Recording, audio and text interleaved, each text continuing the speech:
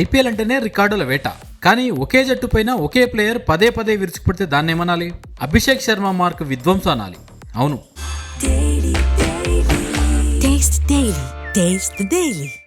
Sun Risers Hyderabad star opener Abhishek శర్మకు Punjab Kings అంటే ఎక్కడ లేని పూనకం వచ్చేస్తుంది. తాజా మ్యాచ్లో పంజాబ్తో జరిగిన పోరులో అభిషేక్ మరోసారి రెచ్చిపోయాడు. కేవలం 13 బంతుల్లోనే 35 పరుగులు చేసి తన ట్రేడ్ మార్క్ ఇన్నింగ్స్ ఆడాడు. ఇందులో 3 4లు 3 సిక్సర్లు ఉన్నాయి. ఇది చూస్తుంటే పంజాబ్ బౌలర్లకు అభిషేక్ ఫోబియా పట్టుకుందేమో అనిపిస్తుంది. ఎందుకంటే గత 4 మ్యాచ్ల్లో ఈ లెఫ్ట్ హ్యాండర్ బ్యాట్స్మెన్ స్కోర్లు చూడండి: 66, 141, 74, ఇప్పుడు 35. వరుసగా 4 ఇన్నింగ్స్లో పంజాబ్ బౌలర్లను చెడుగుడు ఆడుకున్నాడు.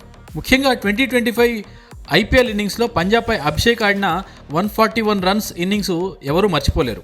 ఐపీఎల్ హిస్టరీలోనే ఒక ఇండియన్ బ్యాటర్ సాధించిన హైయెస్ట్ స్కోర్ ఇది. ఈ మ్యాచ్లో 10 సిక్సర్లు బాది ఉప్పల్ స్టేడియంను ఊపేశాడు.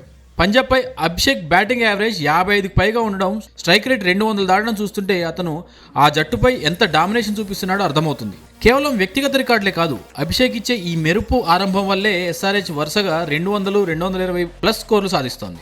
పంజాబ్పై 200 పైగా స్కోర్ చేయడం హైదరాబాద్కి ఇది 8వ సారి కావడం విశేషం. అభిషేక్ ఇదే ఫామ్ కంటిన్యూ చేస్తే ఆరెంజ్ ఆర్మీకి ఈ సీజన్లో తిరుగుండదు.